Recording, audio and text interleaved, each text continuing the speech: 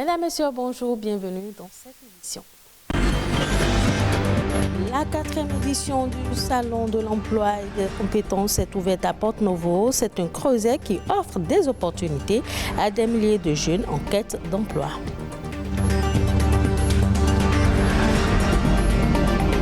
Les startups béninoises pourront désormais bénéficier du financement du réseau panafricain des investisseurs providentiels, une opportunité pour ces entreprises d'améliorer leur performance. On parlera également des abeilles, ces petits insectes qui fabriquent du miel. Elles vivent en colonie et travaillent pour la survie de leur groupe. Un mode d'organisation au sein duquel les rôles sont bien définis.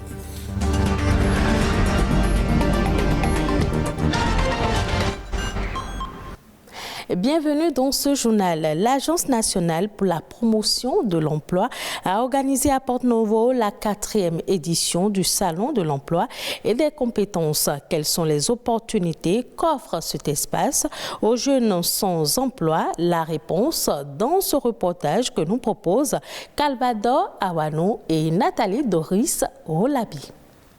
Demandeurs d'emploi, ils sont venus tenter leur chance au Salon de l'emploi et des compétences. Une initiative de l'Agence nationale pour la promotion de l'emploi ANPE qui offre l'occasion à de jeunes diplômés demandeurs d'emploi de rencontrer plusieurs entreprises prêtes à recruter sur le même espace, le même jour et en un temps record. Chacun veut profiter de cette journée pour décrocher son emploi. Il y a un intérêt manifeste. Je suis un peu triste parce que quand je vois le monde qu'il y a dehors, je sais que nous ne pourrons pas satisfaire toutes ces personnes-là.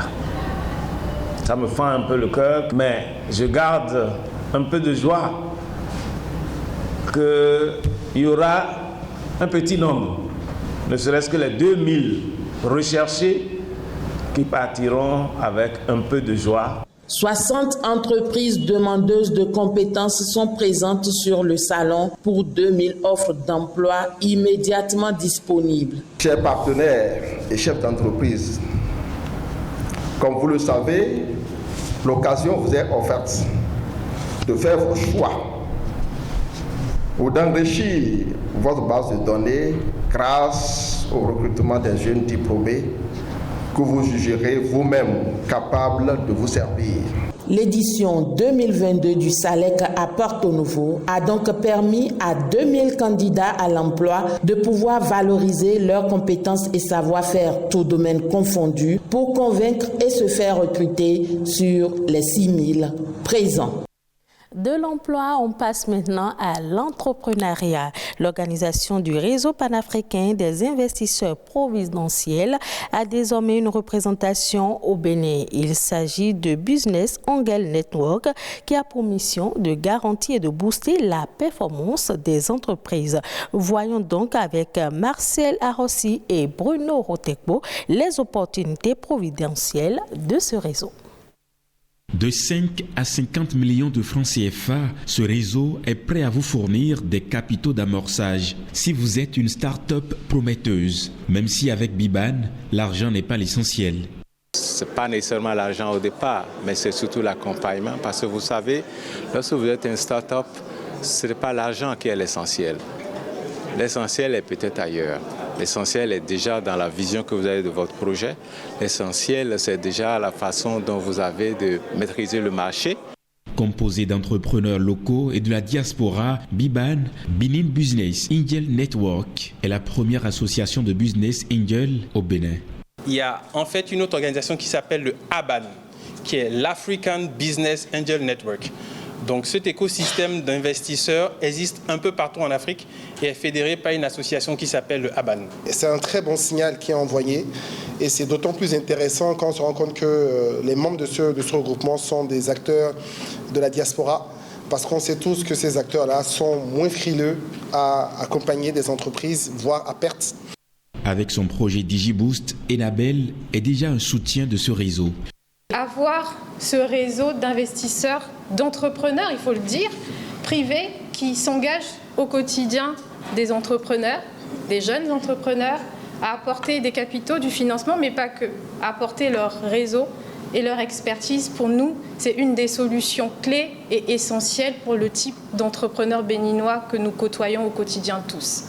Pas de restrictions. Biban accueille tout type d'entreprise. Connaissez-vous la vie des abeilles? C'est un monde extraordinaire, méconnu et pourtant riche d'enseignements. Elles forment une société très structurée qui s'apparente à une grande entreprise. Au sein d'une ruche, des milliers d'abeilles cohabitent et s'entraident pour un objectif commun, la survie de la colonie. Bruno Djossa, directeur de l'école de la foresterie tropicale, nous donne plus de précisions au micro de Amandine Anirbosso. C'est une communauté très organisée.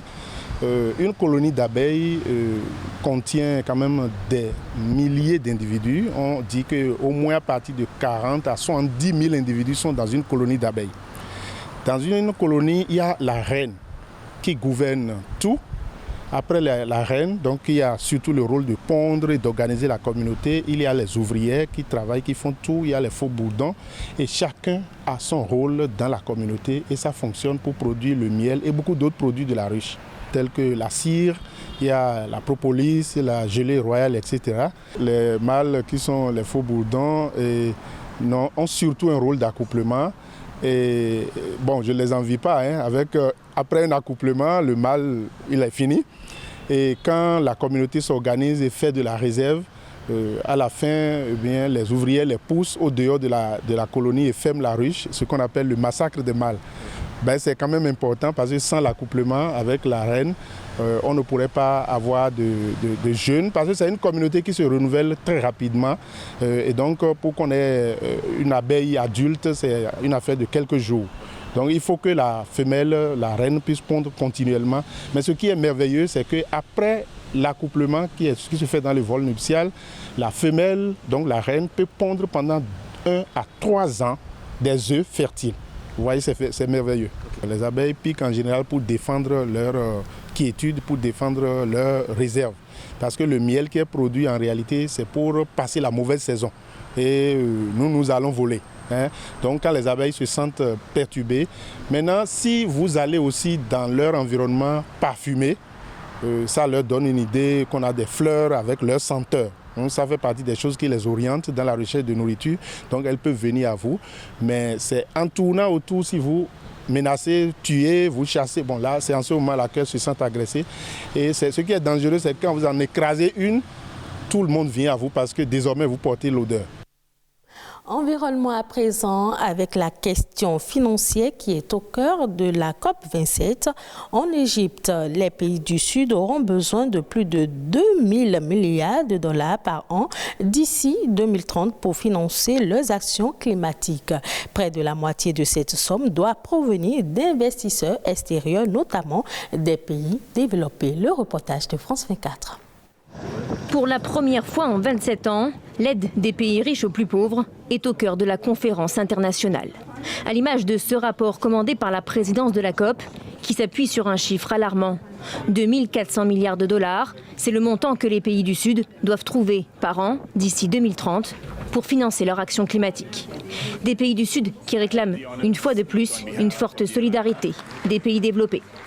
Financer par nos propres moyens nos efforts d'adaptation à une situation dont nos pays sont plutôt victimes est assurément une double peine que nous ne sommes pas disposés à subir. Les critères d'atténuation, d'adaptation et de financement du climat pour les nations développées, comme les États-Unis, le Royaume-Uni, l'Australie, la Norvège, le Japon et la Russie, ne peuvent pas être les mêmes que les critères pour les nations en développement, comme le Malawi, le Mozambique et Madagascar. Selon le rapport, sur les 2 400 milliards de dollars, 1 000 milliards doivent provenir des pays développés. Le document avance même des pistes concrètes de financement, notamment un remaniement des banques multilatérales de développement ou une augmentation des prêts à taux faible ou nul des pays du Nord. Cela impose alors une grande responsabilité aux économies développées d'honorer leurs engagements.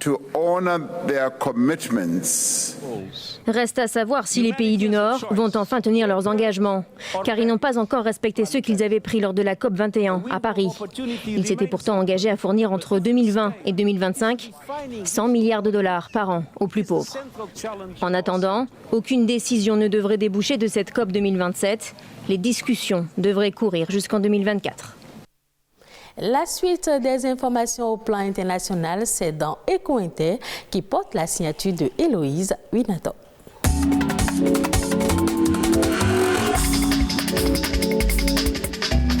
Au Mali, la récolte de coton va débuter dans quelques semaines, mais les volumes de coton malien vont chuter cette année à cause d'une attaque de parasites et de manque d'engrais.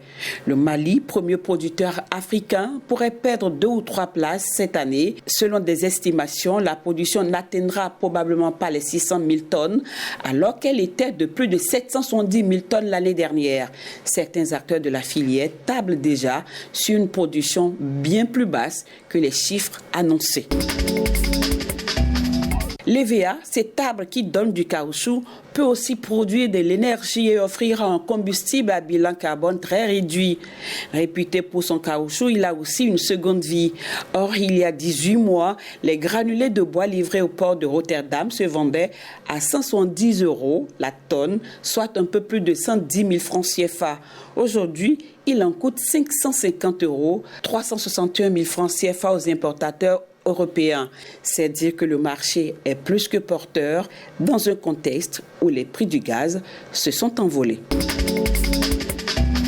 La mobilisation contre la hausse des prix se poursuit en France. Après les raffineurs, c'est dans les transports publics que le mouvement semble prendre de l'ampleur. De fortes perturbations observées ce jeudi 10 novembre, notamment dans les trains et le métro parisien. Les transports franciliens sont au bord de l'implosion. Ces mots d'un syndicaliste de la RATP, la Régie autonome des transports parisiens, expriment le mal-être qui règne dans l'entreprise.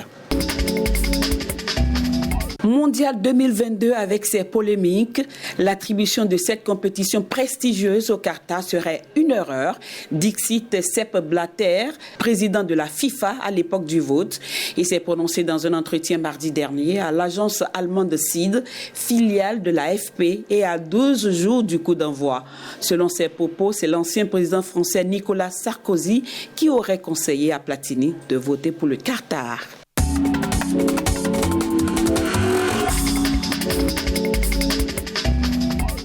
Ainsi se referme cette édition. Merci de l'avoir suivi. Retrouvez ce journal sur le site de l'ORTB, www.ortb.pj.